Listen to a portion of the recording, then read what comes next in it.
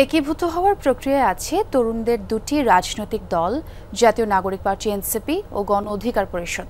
কিভাবে কোন প্রক্রিয়ায় দল দুটি একীভূত হতে পারে তা নিয়ে দফায় দফায় আলোচনা হচ্ছে নেতাদের মধ্যে। তারা বলছেন, মধ্যপন্থার রাজনীতি ও তারুণ্য বিবেচনায় এক হতে পারে দল দুটি। নাম ও পদ পদবীর বিষয়গুলো চূড়ান্ত হলেই আসতে পারে চূড়ান্ত ঘোষণা। লামিয়া তিথির রিপোর্ট। বাছাইকৃত লাল সরিষার দানা থেকে অত্যাধুনিক কোল্ড প্রেস মেশিনে তৈরি হয় প্রাণ সরিষার তেল, আসল ঝাঁঝে আসল স্বাদে। দুটি দলেরই প্রতিষ্ঠার প্রেক্ষাপট প্রায় এক। সরকারি চাকরিতে কোটা বিরোধী আন্দোলন। 2024 সালের আন্দোলনে নেতৃত্ব দেন বৈষম্য বিরোধী ছাত্র আন্দোলনের সমন্বয়করা। আন্দোলনে বিজয় এবং আওয়ামী লীগের পতনের কয়েক মাস। গত ফেব্রুয়ারিতে আত্মপ্রকাশ করে জাতীয় নাগরিক পার্টি এনসিপি।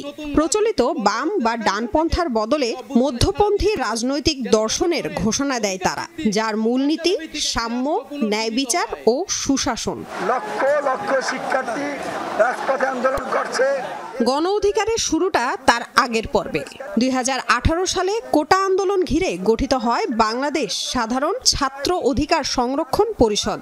ওই আন্দোলনের নেতারা 3 বছর পর গঠন করেন গণ অধিকার পরিষদ। আমাদের গণ পদযাত্রা শুরু হবে। দুটি দলের এখনকার শীর্ষ নেতারা একসময় হেঁটেছেন এক পথে। নাহিদ ইসলাম এবং নুরুল হক নূরের নেতৃত্বাধীন দল দুটি আবারও চেষ্টা করছে এক হওয়ার।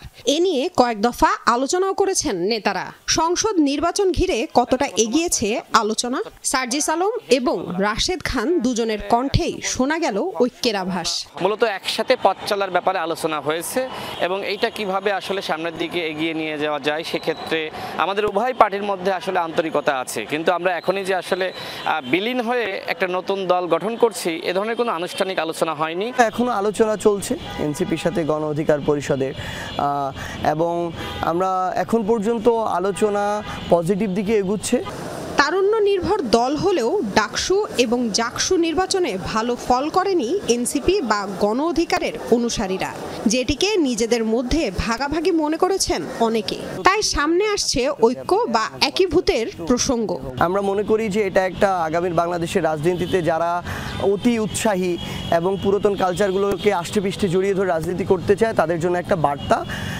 অবশ্যই এটার ইম্প্যাক্ট জাতীয় নির্বাচনে আছে, কিন্তু এটার মতোই হবে নট নেসেসারিলি। যারা ওই অভ্যুত্থানের নেতৃত্ব দিয়েছে তাদের নেতৃত্বে রাজনৈতিক দল গঠিত হয়েছে। তো অবশ্যই নাম জাতীয় নাগরিক পার্টি এনসিপি থাকবে। আমরা মনে করি অন্যান্য আরও গুরুত্বপূর্ণ বিষয়গুলোতে বিভিন্ন রাজনৈতিক দল এখানে একীভূত হয়।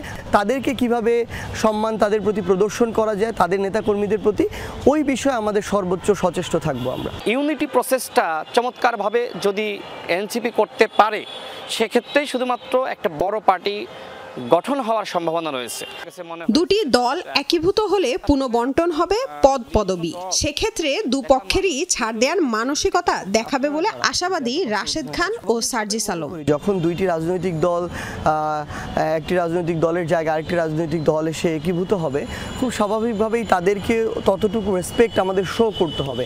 পদ তো সীমাবদ্ধ থাকে, সো এখানে একটা ছাড় দেওয়ার মানসিকতা থাকতে হবে এবং আমাদের সেটি আমরা মনে করি আছে। দুইটা পার্টিকে একটা পার্টিতে রূপান্তরিত হতে হয়, সেক্ষেত্রে উভয় পার্টির মধ্যে ছাড় দেওয়ার মানসিকতা দরকার। নেতৃত্বের জায়গায় এক ধরনের অ্যাকোমোডেশন দরকার, কাকে কোথায় রাখা হবে।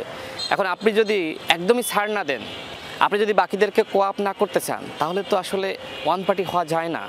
রাজনীতির মাঠে তারুণ্যের শক্তি এক হলে তৈরি হবে শক্তিশালী প্ল্যাটফর্ম। এমন ভাবনা থেকেই এগিয়ে যাচ্ছে এনসিপি ও গণ অধিকার। লামিয়া তিথি, যমুনা নিউজ, ঢাকা।